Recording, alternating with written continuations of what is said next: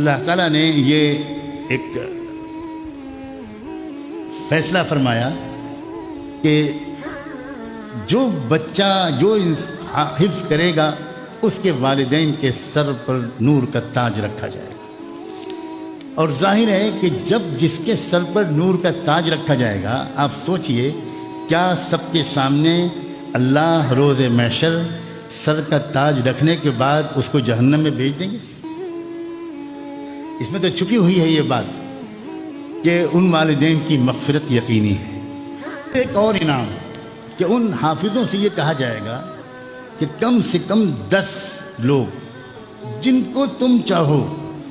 ان کو اپنے ساتھ جنت میں لے کر جاؤ، کوئی حساب و کتاب سب میں بند کر دوں گا، کوئی ان کا حساب و کتاب نہیں ہوگا اور وہ تم ان کو جنت میں لے کر جا سکتے. بعض حدیث میں تعداد زیادہ بھی آئی ہے، لیکن میں بالکل وہ حدیث چن رہا ہوں جس کی سند میں ادنا درجے کا شبہ کرنے کی گنجائش نہیں. ایک اور بات ہے جو شارحین حدیث نے یقیناً کچھ اشارات سے لے کر لکھی ہے، وہ یہ کہ اگر اس کے رشتہ داروں میں کوئی ایسا شخص تھا جو اس بچے کے حفظ کرنے پر خوش نہیں تھا، طنز کرتا رہتا تھا، جملے کستا رہتا تھا، بچوں کے ماں باپ سے کہتا رہتا تھا کہ کیا تم نے اس کو بچے کو کدھر بھیج دیا، کانوینٹ اسکول میں بھیجتے، یہ ہوتا وہ ہوتا، اب بچہ حفظ کر کے کیا کرے گا. جو لوگ ہمت توڑنے والے جملے کہتے تھے، طنز کرتے تھے، مذاق اڑاتے تھے، اللہ تعالیٰ قیامت میں پابندی لگا دے گا کہ بچے ایسے کسی شخص کی سفارش تم نہیں کر سکتے، میں اس کو نہیں بخشوں گا جو میری کتاب کے حفظ کو مذاق کا موضوع بناتا تھا، جو حفظ کی اور حافظ کی توہین کرتا تھا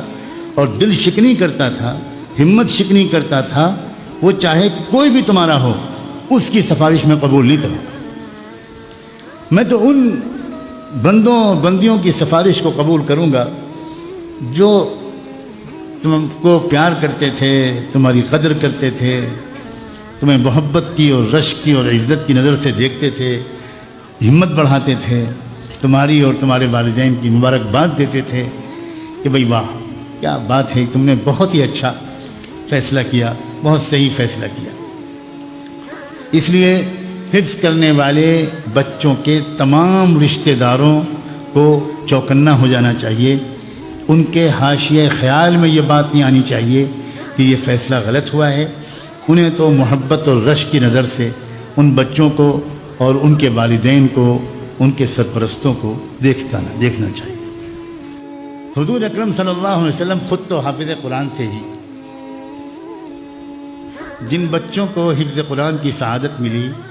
دنیا میں کہیں بھی، انہیں یہ بھی محسوس کرنا چاہیے کہ ان کا ایک خاص رشتہ اپنے پیارے نبی صلی اللہ علیہ وسلم سے اس دن جڑ گیا، بن گیا جس دن ان کا حفظ قرآن مکمل. بہت خاص رشتہ ہے حفاظ قرآن کا. غیر حفاظ کو حضور اکرم صلی اللہ علیہ وسلم سے اور رشتے ان کے ہوں گے، لیکن یہ جو حافظ قرآن والا رشتہ ہے یہ تو صرف انہی کو ملتا ہے جو حافظ قرآن بنتے ہیں. بلا شبہ حضور اکرم صلی اللہ علیہ وسلم کے قلب و دماغ سے، آپ کے جسم و روح سے ایک خاص رشتہ ان سب بندوں اور بندیوں کا بن جاتا ہے جن کے سینے میں اللہ کا کلام محفوظ ہو جاتا ہے.